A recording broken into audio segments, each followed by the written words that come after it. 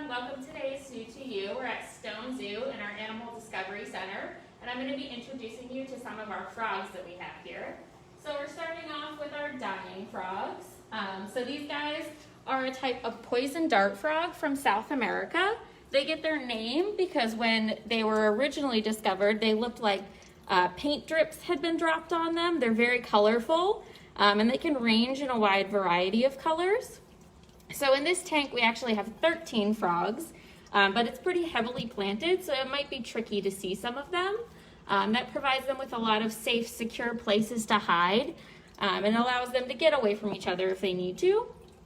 So these guys are poison dart frogs, and in the wild, they actually get their poison in their skin from the different insects that they eat. So here at Stone Zoo, they eat crickets and fruit flies, so they're not actually poisonous, which is a lot better for us. But they are amphibians, so their skin is super, super sensitive. So anytime we're going to be handling these frogs, we're going to wear gloves and make sure that their skin never comes into contact with anything that could hurt them. So frog skin is super moist, and they have something that's called cutaneous respiration, which basically means that they partially breathe through their skin. They also absorb water through their skin. So their skin is super, super sensitive. So if you ever see a frog in the wild, you want to make sure to just kind of leave it alone. You don't want to get any oils from your skin or anything that you might have on your hands like soap or hand sanitizer. You don't want to get those on the frogs. That could actually kill them. So that's pretty serious. We have a couple guys hiding it up in here. This group of frogs does breed frequently. So if you're ever at the zoo, you might hear them calling, or you might see them in their waterfall laying some eggs. These guys are pretty cool. The females will lay 5 to 8 eggs, and then they will kind of hang out in the same area as the eggs, and then when the eggs are ready to hatch, the males will move the tadpoles onto their backs and then hop them to a safe pool of water where the tadpoles can mature.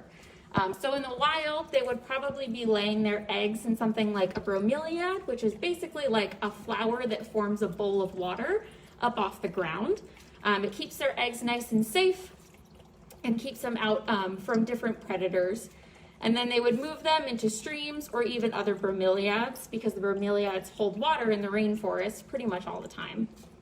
And the tadpoles eat algae in this species, so they wouldn't need any sort of insects or worms to eat. There's one in the back there. So, Courtney, we had a question come through because I know we're going to be talking about a couple of different frog species today, so I want to make sure the questions kind of match up to the frogs. So Ashley asked, she was commenting on how beautiful their coloring is and was wondering if it serves a purpose. Yes, so these guys have bright colors. So you'll notice that the dart frog species, they're all a different rainbow of colors. This serves as a warning to anything that might try and eat them. Something looks at them and it's like, oh, I'm super bright colored. I'm toxic. Don't eat me. So it serves as a warning, whereas like the frogs you'll see around here tend to not be toxic. They'll be brown, they'll be green, they're going to be hiding. Whereas these frogs don't really have to fear being picked off by a bird or another large frog, because they look at them and they're like, yikes, I don't want to eat that. And there are actually different dart frog species that aren't entirely poisonous, but they look like another species that is much more toxic. And so they kind of mimic that, and it gives them protection also. All right, we can move on to our next frog. So this frog species is a little bit less known than maybe a dart frog is. This is a Panamanian golden frog. So even though they have the name that is frog, they are actually a toad. These guys are critically endangered in the wild. They have been facing extinction due to chytrid fungus, which sounds kind of confusing, but it's basically something that gets on their skin and grows and basically takes over their skin and doesn't allow them to breathe or pass water appropriately, and will eventually kill them. So years ago, a lot of zoos got together and they decided that we're going to save this frog species. So here in the United States and down in Panama, there are populations of frogs that are kept in complete isolation from the outside world to keep them safe, keep the chytrid away from them, and that hopefully one day when we understand chytrid better, we can reintroduce them into the wild. These guys are pretty interesting in that they only breed once a year. The females, these are all females in this tank. Males are about half the size of these females. And the females will lay about 800 eggs. And they'll lay them in a moving stream, and then they hatch out these very, very tiny, tiny tadpoles, which eventually hatch out into tiny frogs after about 120 days. These tadpoles are super sensitive to water quality. They need running water. They need high oxygen water. So if anything happens in that stream, it's going to endanger those tadpoles, which has made breeding them in captivity a bit of a learning curve, but they're doing much better now. A lot of zoos are very successful with their breeding programs with this species and other species of toads in this similar family.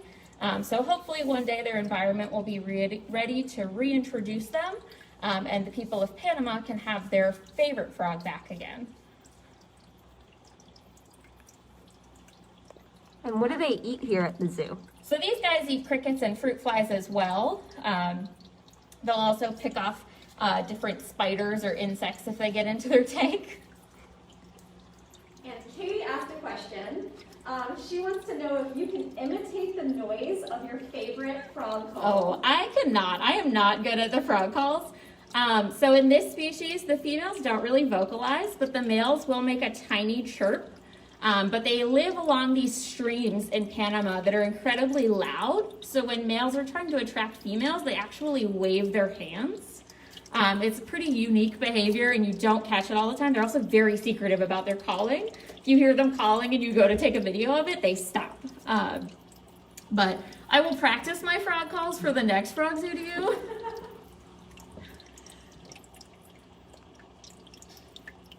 So it looks like they're constantly moving the kind of lower part of their mouth or their throat. Yes, so that is them breathing. They are pulling oxygen up into their, mostly their nose. Frogs and toads are actually pretty cool in that they use their eyeballs to push their food down their throat when they swallow. So a lot of times if you see a frog like swallowing food, you'll see like their entire face squished together.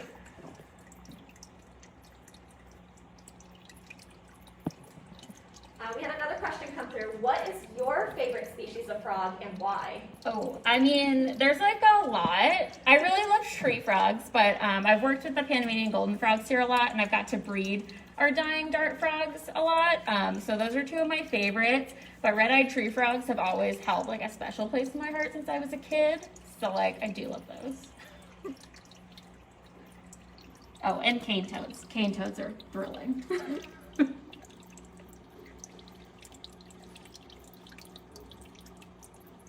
How many of these guys are in here, did you say? So we have 5 females in this tank, and then we have 2 adult males that live off exhibit. The males can go through basically a period of starvation when they are pursuing females. So we keep them separated so that the males continue eating, especially since we're not breeding these guys right now, so we don't want to put their bodies through any unnecessary stress. Do we want to visit maybe 1 or 2 more? Yeah. Cool. We can go visit our Splendid frogs, so we get some tree frogs in here.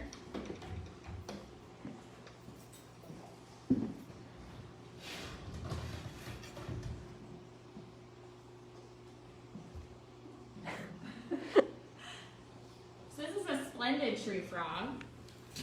They're a type of frog from Australia. These guys typically live in caves. Sometimes you'll find them in Australia in like your bathroom where it's nice and wet. These guys like heavy rains, really, really wet areas, really dark areas. So you'll find them pretty sleepy. If you come here during the day, they're mostly nocturnal. And when they breed, they can lay over 6,000 eggs, which is a lot.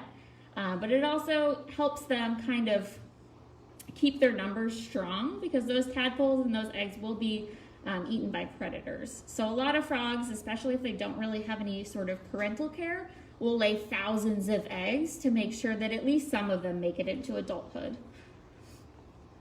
So these guys are 5 or 6 years old now?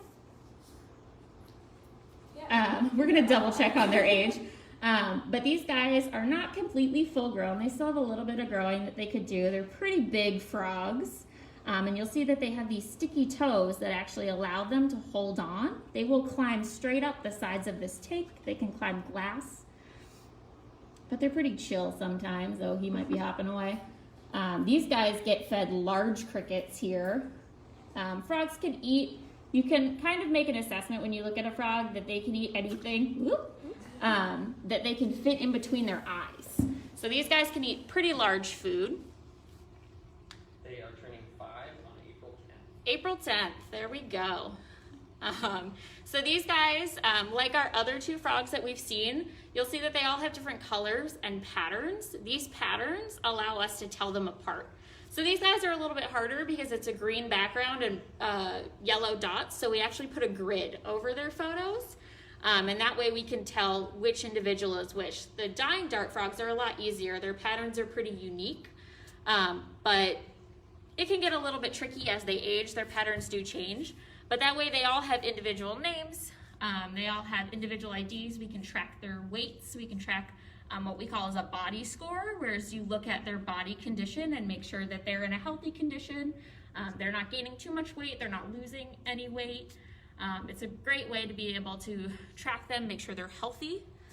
These guys are all participating in our voluntary vet program. So these guys get health checks regularly. If we have any issues, they go to the vet. And amphibians, it can be pretty hard to tell if something is wrong with them. It's usually something very slight in behavior or skin color that is different. So we keep a very close eye on them. And we monitor and make sure everybody's eating all the time, everybody's looking good, especially if females are laying eggs. We want to check their body weights before and after, make sure they haven't lost too much weight, and that they're gaining weight appropriately afterwards. These guys all get vitamins on their bugs, and they all have UVB lighting, which simulates the sunlight for them, so they get a natural light cycle and all of the vitamins that they would get in the wild. So Courtney, you were talking a little bit about being able to identify individual frogs. Is there a way that you can tell males and females apart? It depends on the species. So in dart frogs, males tend to be smaller and their toes tend to be really wide. In golden frogs, females are much larger, males are much smaller. In things like a splendid frog, you really can't tell. Some frogs have what's called a nuptial pad, which is basically like an extra toe pad on their back feet, but that's not always the easiest way to tell, especially if your frogs aren't mature. I mean, especially with like native frogs, a lot of our frogs are pretty hard to tell apart. Yeah, I don't have a better answer. And Christina had a question, wanting to know, what is the most poisonous frog? The most poisonous frog is the golden poison dart frog. Yes, I think I got the name right. And it is very, very toxic. Fun fact, golden poison dart, Panamanian golden frogs are the most toxic of their family of frogs, and they produce enough toxin in the wild to kill 1,000 mice. So they're very, very toxic. Don't go around licking frogs or toads. It's not a good time. Okay. Are there any more questions before we wrap up? No, those are all the questions that have come through. All All right. right, well, thanks for checking out today's Zoo to You. Tomorrow's World Frog Day, so make sure you pay attention to some of your slimy friends. Have a great day, guys.